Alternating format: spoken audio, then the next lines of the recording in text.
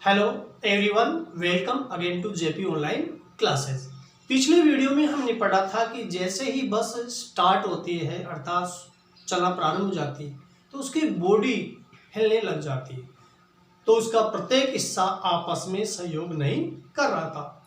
लेखक ने व्यंग्य से इस स्थिति की तुलना गांधी जी के असहयोग और सविनय अवज्ञा आंदोलन से की गई तथा आगे बस की यात्रा करना कठिनाई से युक्त बताया।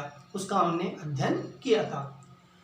आज हम जिस अंश को पढ़ेंगे उस अंश में बताया गया है कि जैसे ही बस आगे बढ़ती अर्थात स्टार्ट होती है आगे बढ़ती है तो लेखक को वह हिलती हुई नजर आती है।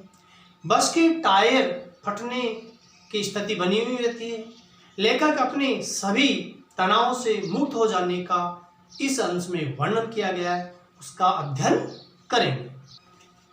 पाठ के आधार पर एक पुलिया के ऊपर पहुंचे ही थे कि एक टायर फिस करके बैठ गया। वह बहुत जोर से हिलकर थम गई। लेखक बताता है कि जैसे ही हम आगे बढ़ रहे थे बस के दौरान बस आगे धीरे धीरे चल रही थी और एक आगे पुलिया पार करने वाली थी। पार करने से पहले ही उस बस का जो टायर है वह पंचर हो गया और बस झटके से हिलकर वहीं रुक गई। अगर स्पीड में होती तो उछलकर नाले में गिर जाती। बस की जो गति थी बहुत धीमी थी। लेखक ये बताता है कि यदि वह तेज गति में होती तो बस जहां नाला था उछलकर वहां गिर सकती थी। ये बात लेखक ने बताई या आशंका व्यक्त की। मैंने उसी कंपनी के हिस्सेदार की तरफ पहली बार श्रद्धा भाव से देखा। वह टायरों की हालत जानते हैं फिर भी जान हथेली पर लेकर इसी बस से सफर कर रहे।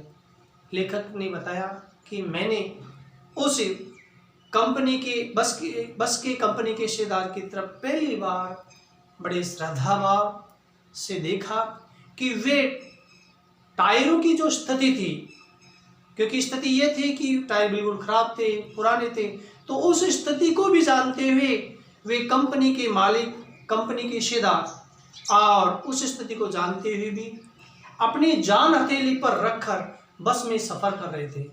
जान हथेली पर रखना एक मुहावरा है। जान हथेली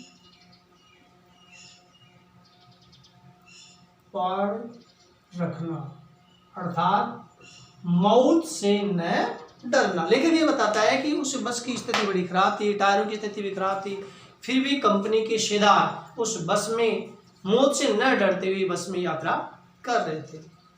उत्साह की ऐसी भावना दुर्लभ है। लेखक ये बताता है कि ये जो बलिदान की भावना, इस प्रकार की बलिदान की भावना हमें कहीं भी प्रयत्न करने से भी प्राप्त नहीं होती है। उत्सर्ग शब्द आया है। उत्सर्ग का मतलब होता है उत्सर्ग, बलिदान या त्याग। दुर्लभ, कठिनाई से प्राप्त होने वाला। सोचा इस आदमी की साहस और बलिदान भावना का सही उपयोग नहीं हो रहा है। लेकिन ये बताता है कि इस कंपनी के हिस्सेदार की जो साहस है, हिम्मत है या बलिदान की जो भावना है उसका सही उपयोग नहीं हो रहा है। इसे तो किसी क्रांतिकारी आंदोलन का नेता होना चाहिए। लेखक ये बताता है कि इस कंपनी के हिस्सेदार को तो किसी भी क्रांति का नेता बनना चाहिए या उसका नेतृत्व करने वाला होना चाहिए। अगर बस नाले में गिर पड़ते और हम सब मर जाते तो देवता वहीं बसारे उसका इंतजार करते, कहते वह महान आदमी आ रहा है जिसने एक टायर के लिए प्राण दे दिए, मर गया, टाइम नहीं बदला। अर्थात लेखक ये कहता है कि यदि बस नाले में गिर पड़ती, हम सब मर जाते तो देवता लोग हैं वो भाई पसारे हम सबका इंतजार करते, अर्थात हमारा स्वागत करते, कहते हैं वह महान आदमी था, हो सकता है महान आदमी रहा होगा जिसने एक टायर के लिए प्राण दे दिए, अर्थात प्राणों को न्योछावर कर दिया, मर गया पर टायर नहीं बदला। ये स्थिति लेखक ने उस कंपनी के शेयरदार के बारे में बतलाई। दूसरा, घिसा टायर लगाकर बस फिर चली। लेखक ये बताता क्यों, क्योंकि पहले वाला टायर जो था वह घिसा हुआ था, फट गया, पंचर हो गया, लेकिन जो दूसरा टायर भी था वह भी पुराना था, घिसा हुआ था, फिर भी उसको लगा दिया गया और बस धीरे धीरे चल पड़ी। अब हमने वक्त पर पन्ना पहुंचने की उम्मीद छोड़ दी थी। लेखक ये बताता है कि बस की स्थिति तो बड़ी खराब ही थी, पुराने टायर उन्होंने बदल दिए गए। ऐसी स्थिति को देखकर लेखक ने और अपने साथियों के द्वारा देखी गई स्थिति या लेखक ने अनुभव किया कि अब मैं हमारे जो साथी है, सही समय पर जो पन्ना पहुंचने की जो उम्मीद थी, तसल्ली थी, वह अब हमने छोड़ दी। पन्ना कभी भी पहुंचने की उम्मीद छोड़ दी थी, कभी भी हम पन्ना नहीं पहुंच सकते।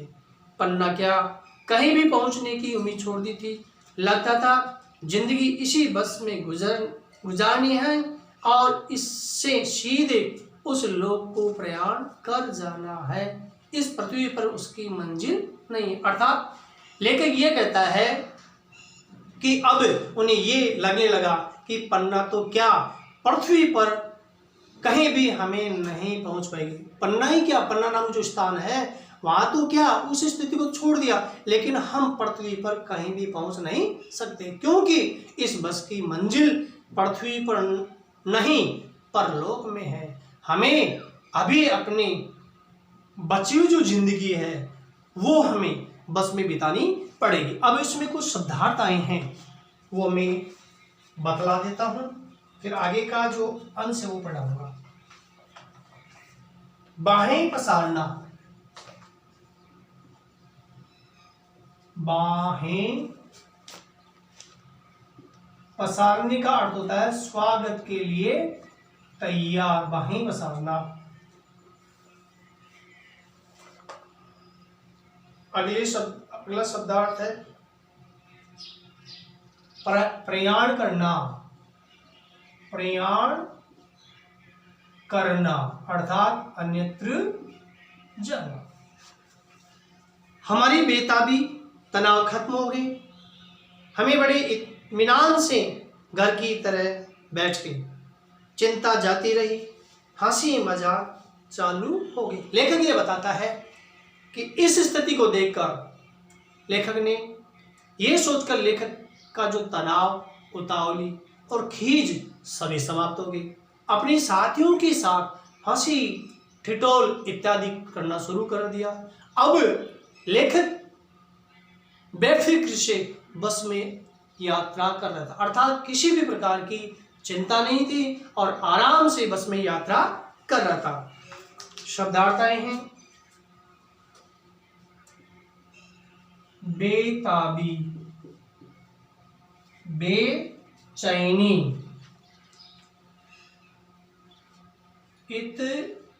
इत्मीनान,